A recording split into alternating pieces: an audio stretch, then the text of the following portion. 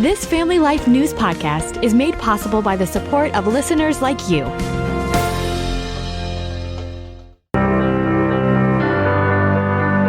Welcome back to another edition of Real Answers, a regular Wednesday feature during the Family Life Noon Report, where we discuss the issues that matter to families with licensed mental health counselor Christopher Anderson. Welcome, Chris. Good to be here, Mark. Good to have you. And a tough topic we'll tackle this time around, mental distress among seniors, which seems to be on the rise. New CDC numbers that came out, and they were kind of distressing. Yeah, they were. We're definitely seeing an upward trend in this as well. There's a wealth of data that came out of that, but what do you know? A lot of it traces back to the good old pandemic, the gift that keeps on giving. Absolutely. They mentioned that nearly 10% of older adults experience mental distress regularly. That was almost a 25% increase from the last time they checked that in 2015. So why the surge, do you think? As you pointed out, I think coming off of the heels of this pandemic, we're still trying to understand what are the long-term ramifications, not only physically, but also socially and psychologically as well. And, older folks, they're facing not only what we've all had to face, which is the uncertainty that we went through, but also phase of life type challenges as well. They're in their golden years, and some of them are, let's say, in nursing facilities or otherwise are not as well supported by their families. Let's say their family and friends have already passed away.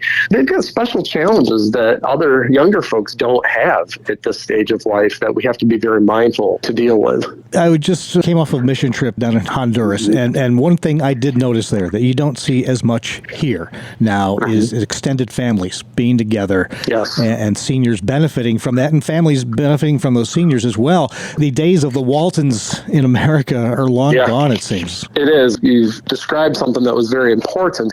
When I was a full-time missionary, not too terribly far from Honduras and on the island of Jamaica, I noticed the same thing, that a lot of times families are very much connected still geographically. I mean, it's not uncommon, and especially in rural areas of countries such as Honduras and Jamaica, you're going to find a family plot of land where you've got aunts and uncles and brothers and sisters living kind of all within the same geographic area where they can kind of take care of one another. And you see that a lot more in nations of that nature. Now, here in the United States, our lifestyle, and our, if you want to call it our affluence, has given us the ability to spread out. You might have family that live in California if you're from the East Coast and vice versa, where you don't have the luxury of popping over real quick to sit with somebody or going to buy somebody's groceries or support somebody with your physical presence. Right. And so with folks that are in their senior years, their golden years, that can translate into having fewer folks that can physically be there to monitor their safety or to meet their needs. So some real definite cultural differences from what you experienced while you were in Honduras and I was in Jamaica. You're listening to Real Answers. I'm Mark Webster, along with licensed mental health counselor Christopher Anderson, talking today about the issues faced by seniors suffering increasing amounts of mental distress. And as we dive into those numbers, one thing that struck me is, we've seen recent stats about during that pandemic, how young people really struggled with isolation. It left a lasting impact on them. And seniors are certainly suffering a lot of that as well when they're already kind of up against it as seniors. Yeah, and you're right, and Mark, and another form of isolation is, we can call it technological isolation, okay? Right. Some of the folks that are in their, like I said, in their later years of life, all the technology that is changing at just an absolutely rapid pace is really intimidating.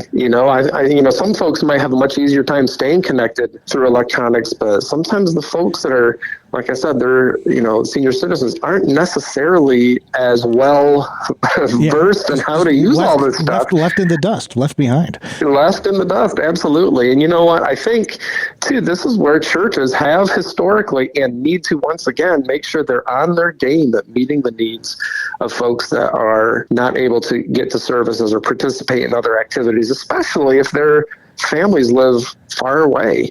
This is something that, again, churches need, and I've spoken about this before in other segments too, Mark, where churches can be very creative in developing ministries that really reach out to the community and meet these needs, and then encourage their members to say, folks, here's a need, here's our circumstance in our community. We need folks to be willing to step up and plug in to help meet the needs of these seniors in our community, and whether they're attending the church or not. The church really, and it is biblical, they are tasked to do this. and we need churches to step up and stand in the gap. Honor your parents. Absolutely. And the parents of others, too. Parents of others, too. Very good. You've been listening to Real Answers, a Wednesday feature of the Family Life Noon Report, where we discuss the issues important to families with licensed mental health counselor Christopher Anderson. Thanks as always, Chris. Absolutely, Mark.